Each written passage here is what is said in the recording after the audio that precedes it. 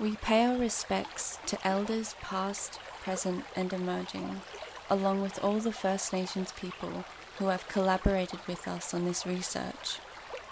We recognise that the lands, rivers, skies and seas hold knowledge and story that connect us to each other and to the past to guide our pursuits toward better shared futures.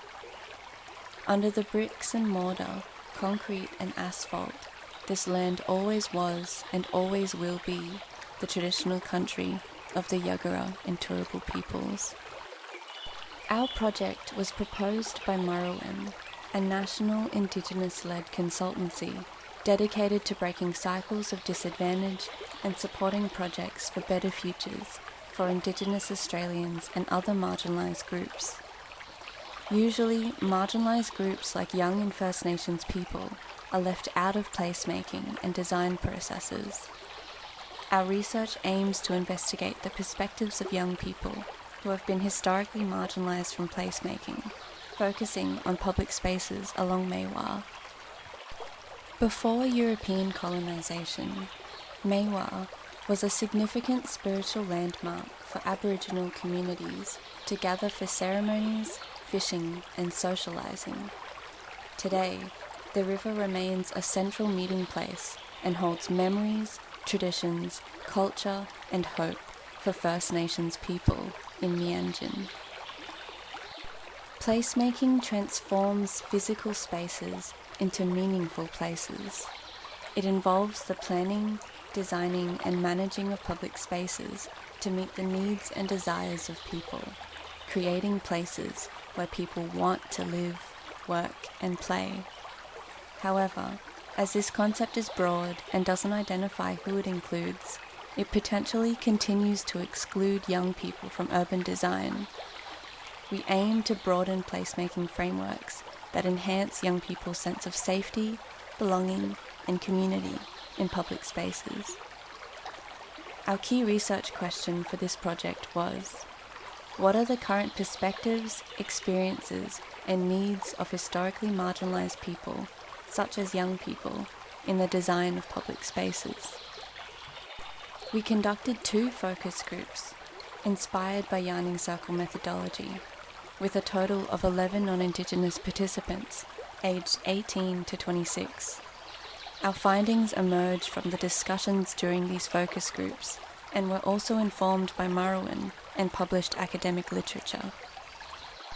We intended to talk with both Indigenous and non-Indigenous young people. However, this research project was conducted during the context of the 2023 Australian Indigenous Voice referendum, which has been a challenging time for First Nations peoples. As a result, their participation in our study was not possible. Our findings reflect the perspectives of non-Indigenous young people in public spaces. Our findings can be organised into 3 themes: perspectives, experiences, and needs. Participants said they prefer public spaces close to nature, such as the river or ocean, in parks and along bikeways, for relaxation and enjoyment.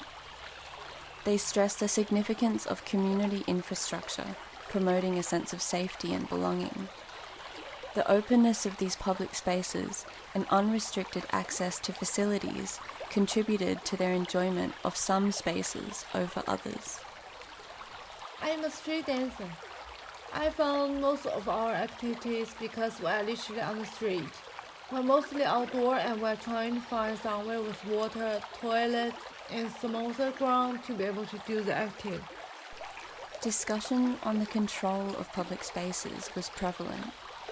Several participants shared negative experiences with security personnel, while others felt safer with their presence. Some participants reported being asked to leave public spaces by security, which raised concerns about profiling and negative perceptions of young people. They approached us and say, "We're worried about your safety, but I think it's more about this area, that they worry about us being around too much, and now what we're going to do is, we need to negotiate with them." Participants emphasised the importance of public spaces for young people. These spaces offer opportunities to socialise, build connections, and create meaningful experiences. The most place we hang out is public space. And to me, it's a place where stories happen, create connections.